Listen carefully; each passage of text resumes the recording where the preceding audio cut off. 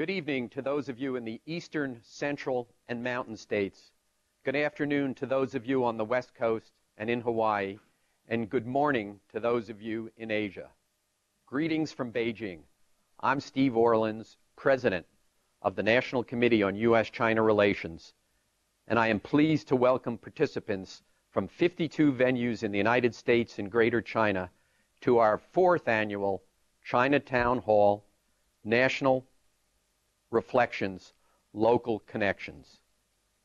We created this program in the belief that U.S.-China relations would be the defining relationship of the 21st century, and that misunderstanding of that relationship creates threats to peace and stability throughout the world. With U.S. elections 2 weeks from today, and China a major issue in the election for the first time in memory, we could not have better timing for the event, or a better reason, or a better person to discuss with us the critical relationship we have with us, the United States Ambassador to the People's Republic of China, Jon Huntsman.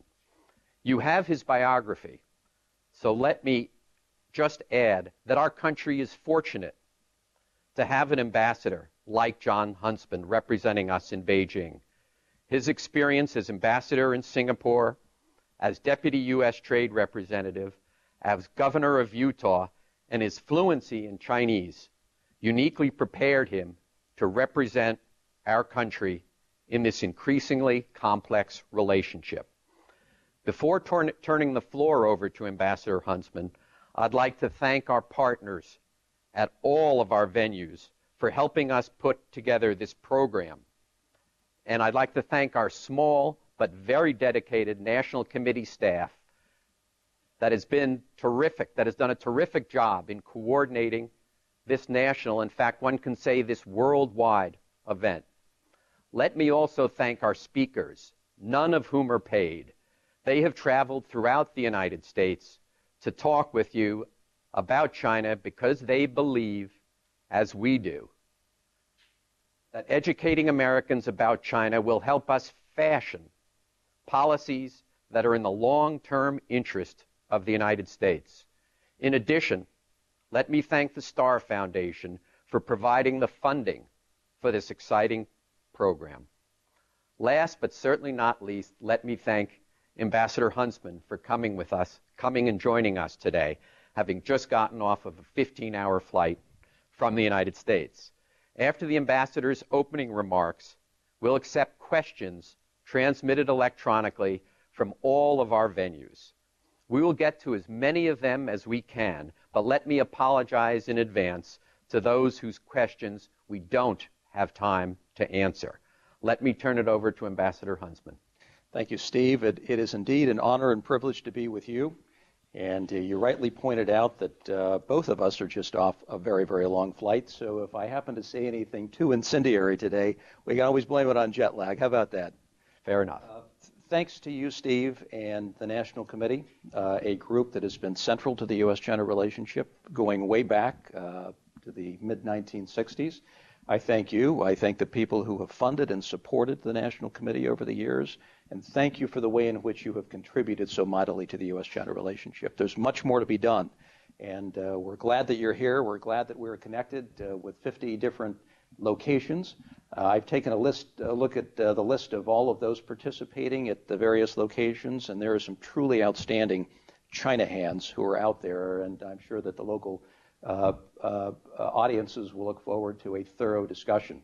What we need are not 50 locations, but 500 or 1,000 different locations, given the importance of the U.S.-China relationship. When I signed on to this job, Steve, I had a very interesting conversation with the president. I had a day job at the time, a job that I thoroughly enjoyed, that of being governor of the state of Utah. The president explained that this was the most important relationship we had in the world, that we had to get it right, that it was time to go beyond simply the traditional bilateral issues, which of course we work on a daily basis, and to embrace certain global issues that are going to impact all corners of our world in the years to come, where only the United States and China really are in a situation to have a meaningful and long-term impact on those issues, whether they be clean energy, or rebalancing respective economies, or regional security, or issues like proliferation. So here we sit in a very important time in the U.S.-China relationship, clearly the most important bilateral relationship in the world. When you go back to almost 40 years ago, we'll celebrate next year Secretary Henry Kissinger's very important breakthrough visit here to China, 1971, followed up shortly thereafter by President Nixon stepping off that Boeing 707, February of 1972. My friends here in China describe that particular period as China preparing to enter the world almost 40 years ago. 中国准备进入世界上, China preparing to enter the world.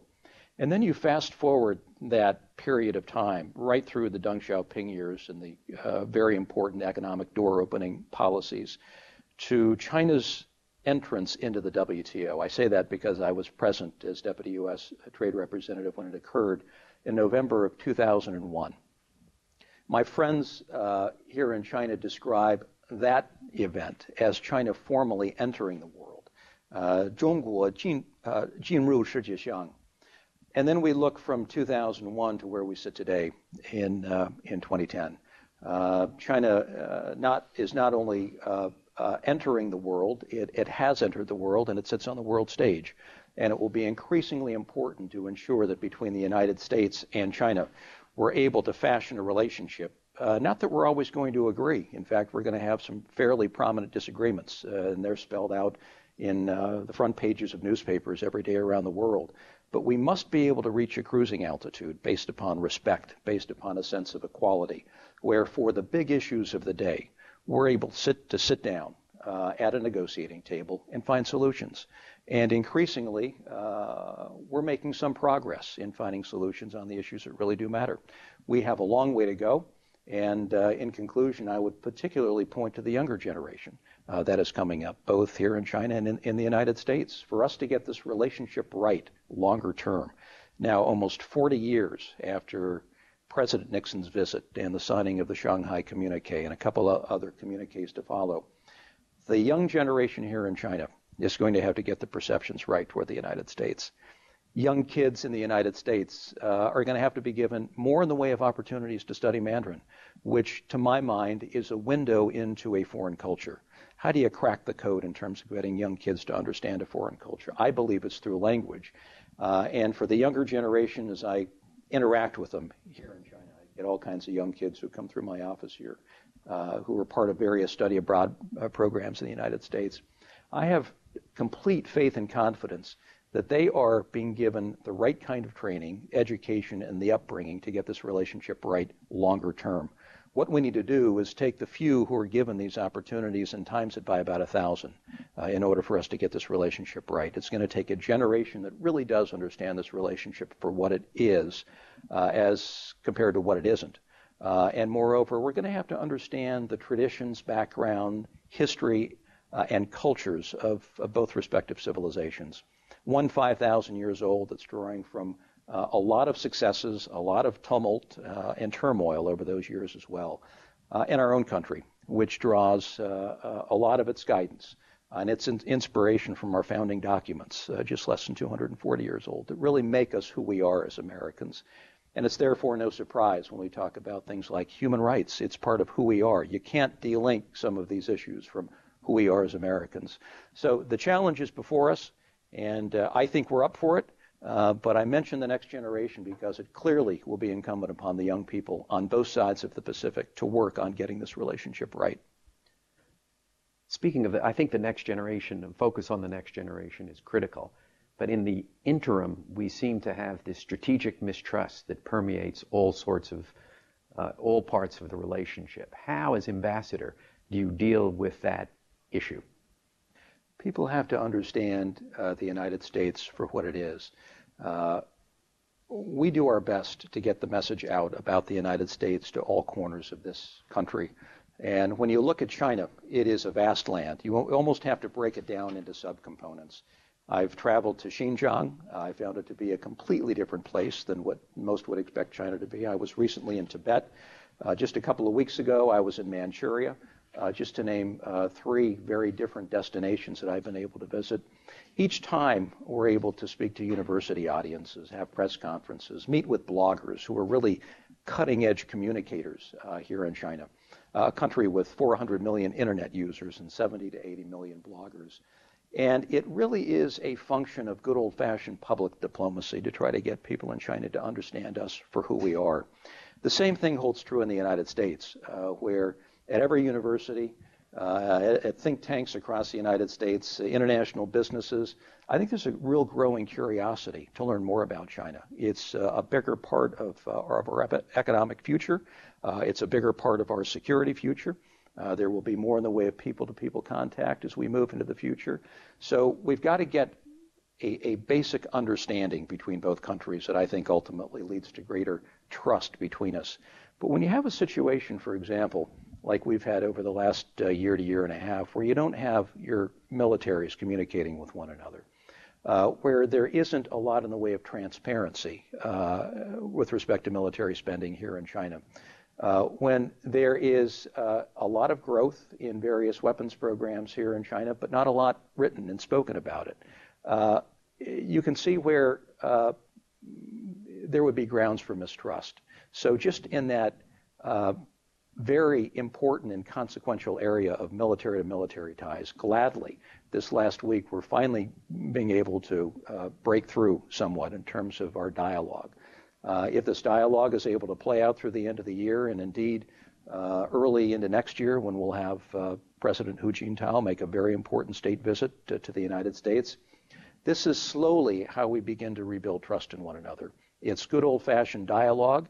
It's opening up, it's greater transparency, and it's dealing, I think, ultimately in an atmosphere that really does speak to respect and equality toward both countries. Let me turn to our venues and ask you some of the questions they've presented us. This one's from Jenny Lee in Boston, Massachusetts. What do you think is an ideal end to the currency war between the United States and China? Can our two countries achieve a win-win solution? Well, every time I speak about the currency issue, my job is threatened by the people who manage this issue out of the Treasury Department. So I'll leave the policy discussion to the folks at Treasury and my friend Secretary Geithner. Ultimately, the marketplace is going to determine where the renminbi is properly valued. And the Chinese have already made the fundamental policy call to reform their exchange rate mechanism. We saw that many months ago. And we've seen ever slight appreciation over the last few months. Annualized, it roughly is about 1% per month if you were to sort of forecast where it might go going forward. And this is going to be a very important part of China's rebalancing here, their own economic approach to rebalancing their own economy, which is to say focusing less on the largest export machine that's ever been created in the history of humankind and focusing more on an expanded domestic marketplace where consumers have more of a choice, where more imports are allowed into the marketplace. A properly valued currency is going to be a very, very important part of this whole economic transformation. I don't know when we're going to get there, but we've all seen examples of other countries in the region that had currencies that were inappropriately valued. Over time, they were brought into market value based upon where the market took the economy. And with it, we typically see an uptick in U.S. exports into those markets. You can find 2 or 3 markets here in the region where we've seen that happen over the last 20 to 30 years. So I do believe as the currency becomes more properly aligned with market realities, we're probably going to see a couple of things happen. We're likely to see more in the way of Chinese investment outward to the rest of the world, including the United States. I think we're already seeing the front end of that. And we're likely to see an uptick in exports from the United States, particularly among small and medium-sized corporations, where now they're economically locked out of the marketplace, maybe for market access reasons, maybe because the currency is inappropriately valued here. But I think we're going to see more in the way of opportunities for those firms here into the China market as China makes that transition from almost exclusively an export platform to more of a consumption platform. And with it, we're going to see more jobs created in the United States, which I think will be a very, very important thing. longer term, critically important in today's very difficult economic environment. But it really does come down to a currency that is properly valued. The policy decision has been made. It's moving in a helpful direction. And as the Treasury Department has said, everything is going to be based on the results, how quickly we see it moving toward proper valuation. So a lot of eyes are on the renminbi right now and will be for some time. Mm-hmm. Related question from Alex DeVries in Kalamazoo, Michigan. How does the United States debt affect our relationship with China? We have too much debt. And when you have debt, you're going to have buyers of that debt. And as of right now, China carries a great deal of those debt instruments, probably just under $2 trillion, all valued. If China was not an investor in those debt instruments, somebody else would be an investor in that debt. It's hard to say where that balance is going. Again, debt is offered pretty much in a free market environment. People are going to buy, people are going to sell it. I'm not sure that you can ever make any kind of predictable forecast in terms of where China's debt position is going to be vis-a-vis U.S. instruments longer term. Japan holds a lot of our debt. There are several other countries who hold a lot of our debt. We have too much of it. I think that's the issue that U.S. policymakers need to come to grips with. Meanwhile, you're going to find all kinds of countries that invest in our debt. I'm not sure that it has an overwhelming impact on our day-to-day discussions with respect to trade policy issues. In other words, I haven't sat in a trade negotiation where someone from China has said, we want it this way because we happen to hold X amount of your debt. That has never played into our trade discussions, as some might think. It's part of today's narrative that because China holds as much debt as it does, that they somehow use that at the negotiating table. I have yet to see that. Mm-hmm. I guess the question, though, relates then to the U.S. body politic, with China's reserves growing at $2 billion a day. So by the time we go to bed tonight, China's reserves, if it's at the same rate as the third quarter of 2010, it will have increased $2 billion. Does the U.S. body politic have the patience to not impose some kind of sanction against China because the renminbi is not revaluing fast enough? Well, that's part of our political debate today. Congress obviously is looking at it. They've introduced legislation to that effect. And the executive branch and the legislative branch are both discussing the best way to proceed, and I think that plays out through the election and beyond. Again, everything will be dependent upon how quickly China revalues its currency. We have to remember as well that as part of this economic transformation that China has embarked upon, and if you look at the next 5-year plan that was just deliberated over the last week, a lot of spending is going to take place here in China in terms of making that transformation complete from an export platform to more of a consumption-based platform. When you look at housing affordability, when you look at healthcare reform, when you look at pension and retirement programs, when you look at taking 800 million farmers and transitioning into a world where only 200 million farmers are needed, you're looking at some pretty remarkable drawdowns in terms of the overall expenses that will be needed to make this transition complete. So it's very hard, I think, to take a snapshot in time where the numbers are today. I mean, frustratingly high in terms of a surplus here in China vis-a-vis where we sit in the United States. But I think you have to look over the longer term to see what this transition is likely to mean here domestically in China, what it's going to mean in terms of their overall reserves, what higher reserves might do in terms of inflationary impact here, and then what a properly valued renminbi will mean ultimately to greater exports from the United States into the China market. We'll leave it to the economists in the crowd to discuss this one later on. But there's a lot more yet to play out in the years ahead as the renminbi becomes properly valued, as China draws down more of its foreign exchange earnings to take care of many of their domestic needs here. Related question from Cedric Sussman in Atlanta, Georgia. What leverage does the United States have to induce China to play by international rules when competing in the global economy? with respect to the renminbi and export subsidies? Well, we have international trade bodies that both countries are members of. When I pointed out earlier in my comments that in November 2001, China became a member of the WTO, first time in China's history where they actually went from rule of man to rule of law, if you can imagine that kind of transition taking place, and how difficult that choice must have been for the policymakers here in China. And upon acceding to the WTO in 2001, a lot of commitments were made. Some of those commitments still have not been fully realized, but they embraced an international trading system that is governed by rules. And when we have disputes of various kinds, whether those are anti-dumping or countervailing duty measures, we're able to take these disputes, as people have seen most recently with the 2 or 3% of our total trade that's caught up in disputes, to this trade body and to have it adjudicated. It means something when you've got a rules-based system that basically governs trade. This is basically where our trade issues have gone for adjudication. It's likely where most of our trade issues will be worked out in the future.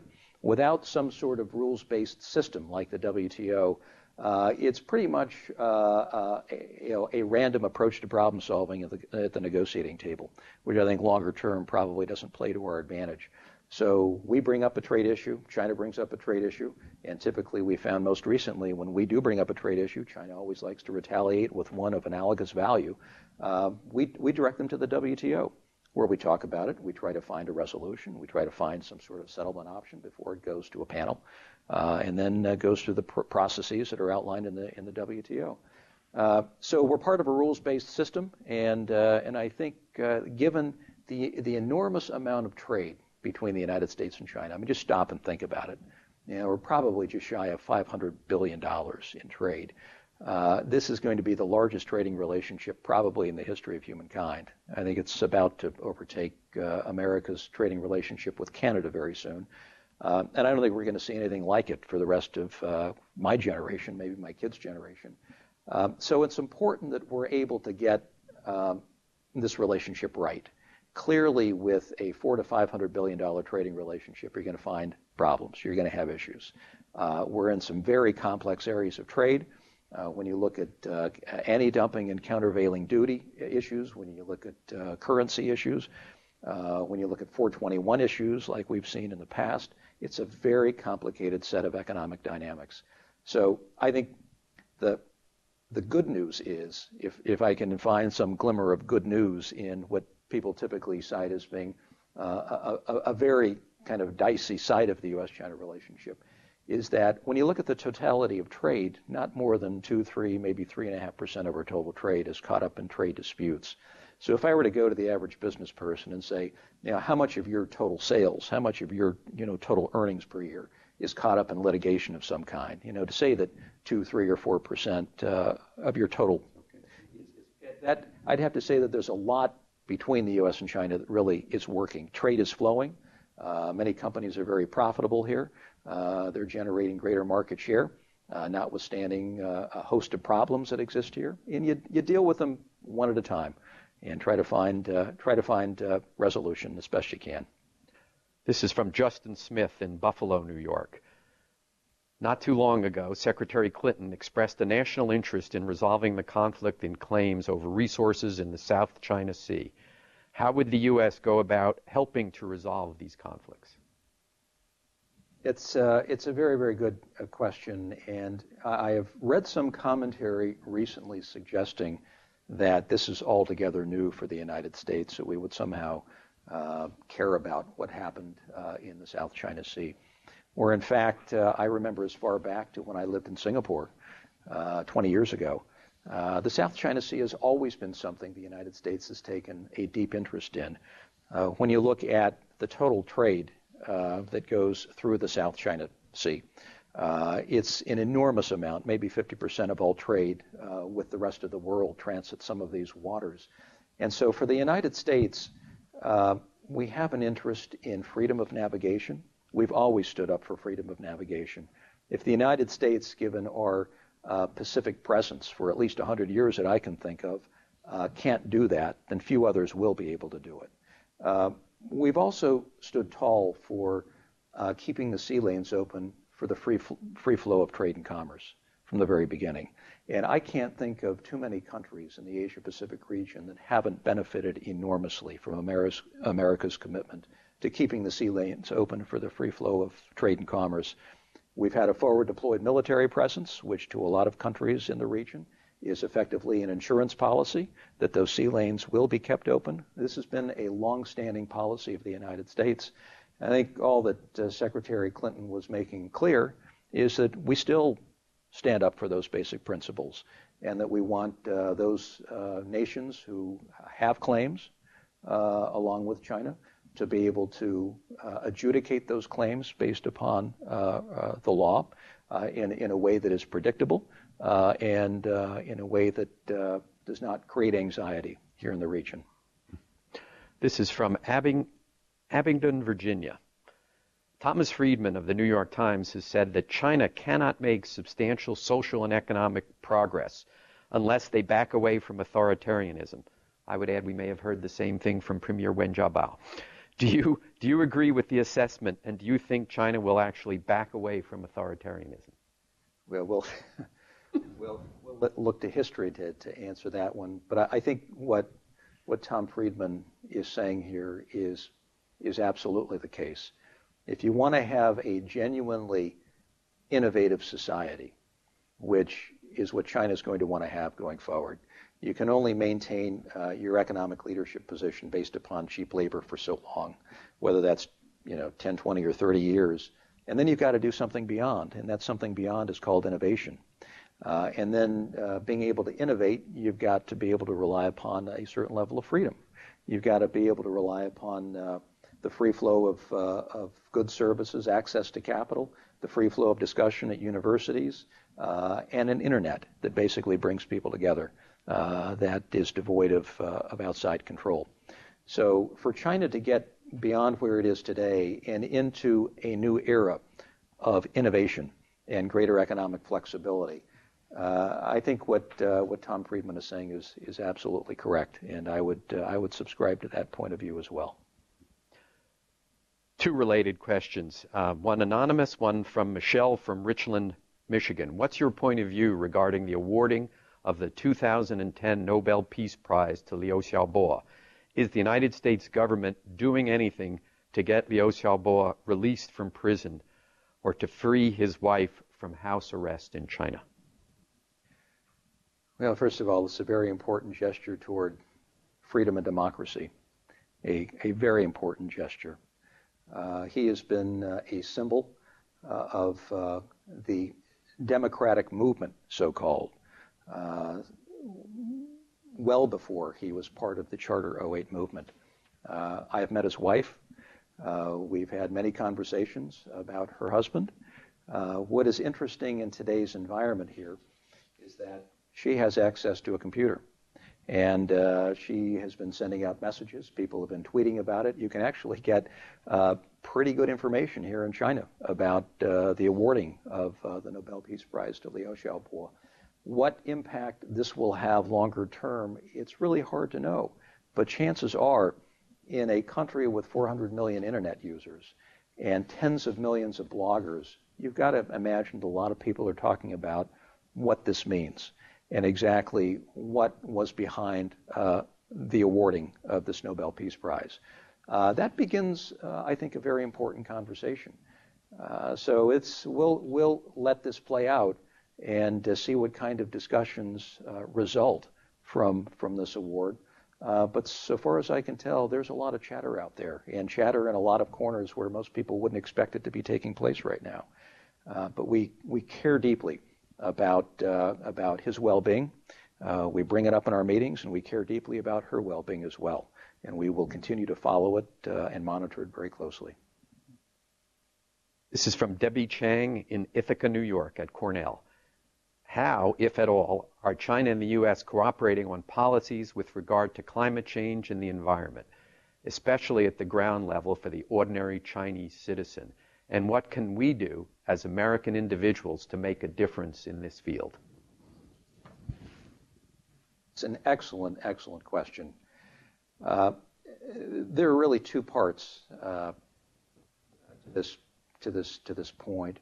One is the very high-profile top-line negotiations that are taking place on emissions reduction proposals. For example, the Copenhagen launch that was a little rocky, and some would say didn't necessarily send the world in helpful directions. But nonetheless, it's about countries dealing with their own contributions to caps on emissions and what those goals might be 20 and 50 years from now. A very important form of policy discourse. And that will, proceed through to Cancun, Mexico later in the year.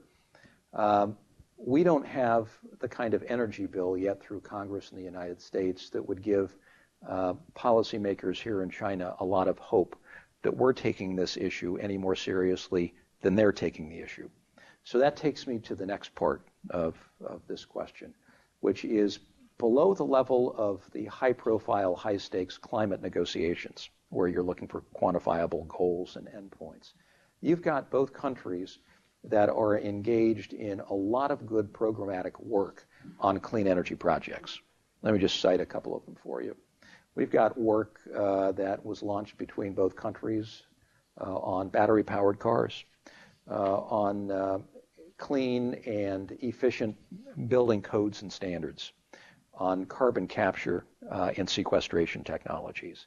Now, if you were just to take these three areas and the amount of work that is going into these three areas, company to company, government to government, and the amount of funding that is currently being put forth, I'd have to say that the most important aspect of this entire climate discussion really depends on how much work is being done on the ground to ensure that we develop a new generation of automobile, that we're able to somehow capture and sequester the emissions from the 70% of power here in China that is fueled by coal. That when you look at the amount of building that is going to take place over the next 20 years, that new codes are used, building efficiency codes are used. In fact, if you were just to ensure that every new building that went up here in China was done based upon building codes, efficient building codes, you'd probably make more of an impact on climate change than any other single category I can think of. So in these three areas, just to name three, we've got many more beyond that, there are work programs underway. I see more companies over here that are interested in drilling down and finding partners. I see a lot of companies that are well into pilot projects like you find in Tianjin with carbon capture and sequestration. It's a very, very exciting field, and I think one that really is bringing out the best in the U.S.-China relationship. There's a lot of drama in the U.S.-China relationship typically, and then kind of when you look down on the issues that really do matter longer term, like clean energy, and the impact overall in terms of mitigating emissions and dealing realistically with the climate challenge. Things are happening on the ground, and I'm very, very encouraged by the way both countries are working together there. In terms of what individuals can do, you can raise awareness in every city and town in this vast country. There is a need to raise awareness, just like in my own country, about how cities expand and develop, how you accommodate another 1 million people as part of your population, what you do about buildings, about walkable kinds of communities, about sustainable communities. So being part of the educational component, I think, is extremely important here, and I can't think of a citizen who cares deeply and passionately about this particular issue who can't somehow find a venue to participate in that awareness-raising exercise. From Lelay in New Haven, Connecticut, strategic engagement with China has not led to democratization. How do you justify continuing this policy?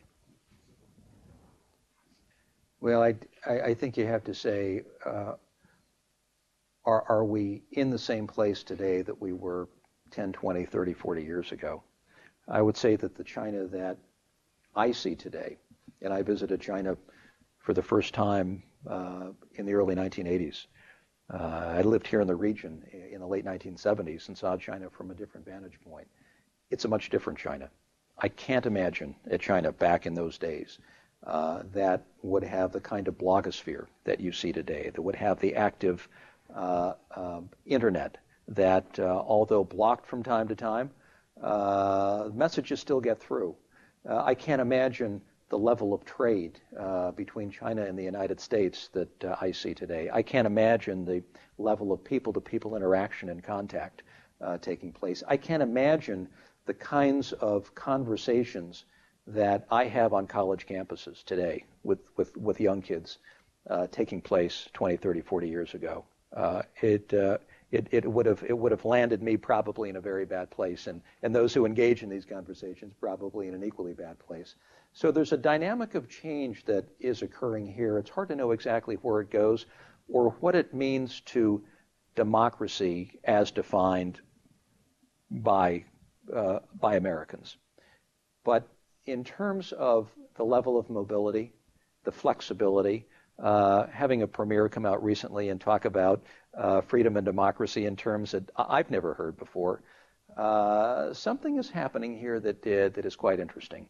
And I'm not sure that given the pace of change that we have seen over recent years and the driving force of communication technology and the blogosphere, I just had 12 of the leading bloggers over for dinner a couple of weeks ago, one of whom, by the way, has 125 million followers. 125 million followers, if you can imagine that. And they're out talking about issues that really do matter. They're out there pushing the envelope in ways that would never have been imagined in years past. Now, where this goes and what it all means in terms of further loosening up, I'm not in a position to be able to say. I don't think anyone is in a position to be able to say, because I'm not sure there's anyone alive who 30, 40 years ago would have been able to forecast that we'd be sitting in this China today having this kind of conversation with so many points in the United States, Hong Kong, Taiwan, and South China on these very issues. So the important thing is that we stay engaged and keep our communication alive and well, and ensure that we have a passionate next generation of kids on both sides who really do care about the future direction of the U.S.-China relationship. This is from Congressman John Conyers, Jr. in Detroit. How do you regard the great amount of assistance China is sending to African nations? Is that a threat to U.S. interests? It would be a good thing if China decided to take its focus on sub-Saharan African nations in directions that spoke to good governance, in ways that spoke to peaceful infrastructure development, that spoke to ways that would leave countries stronger and better able to govern for themselves as compared to when they might have first entered, as opposed to just getting in and taking out raw materials to fuel the mothership here. And this is indeed an area, Congressman, that we've taken great interest in, whether it be the upcoming referendum in Sudan in January, for example, that will be very, very important to the people of that part of Africa, whether it be China's engagement with other countries in sub-Saharan Africa. What are the long-term plans? What are the goals? Let's see if together between the United States and China we can sort of lift that entire discussion beyond just taking raw materials and making it sort of an economic transaction, and instead leaving behind a stronger infrastructure, better health care, a stronger local government that has issues regarding governance that are better than they might have been before. These are all issues that we care deeply about in the United States, and as we continue our dialogue with China in terms of their work there, and indeed their work in Latin America and other places, these are exactly the kinds of conversations we need to have so that the legacy is a positive one as opposed to just an economic transaction. This will be the final question, which comes from the U.S. community in Beijing. With midterm elections coming up in the U.S., some members of Congress have expressed points of view very critical of China to appeal to voters. What's your opinion on this situation, and how much influence do the anti-China remarks have in America? I think people care deeply about the U.S.-China relationship. They talk about it, they analyze it. I'm not saying in all cases they understand every nuance of the relationship. So the fact that it would be a high-profile issue during a time of 9.5% unemployment, where you've got now the second largest economy that isn't necessarily as transparent as people would like, that is something that for a lot of observers is seen with an element of fear and an element of trepidation, which means that these issues are going to be brought out during election cycles. That's part of the free market aspect of U.S. politics. People care. People want to talk about these issues. If they weren't important, then they wouldn't be discussed. The flip side of it is it's really hard to tell the whole story of the U.S.-China economic relationship in a 15-second soundbite on a campaign commercial.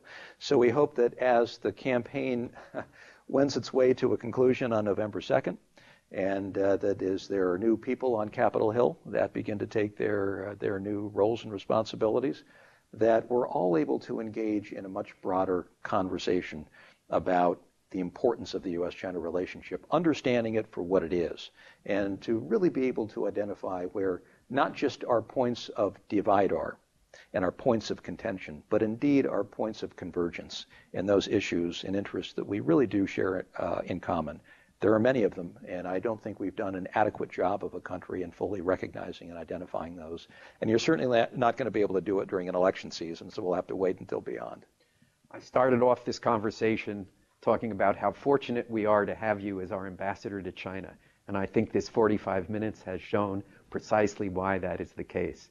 Thank you so much. You're very kind, very generous. So generous of your time. And I hope you all have enjoyed this. Now you can all enjoy your local speakers at your local venues. And thank you all for joining us. And thank you, Ambassador Huntsman. Honored to be with you. Thanks so much.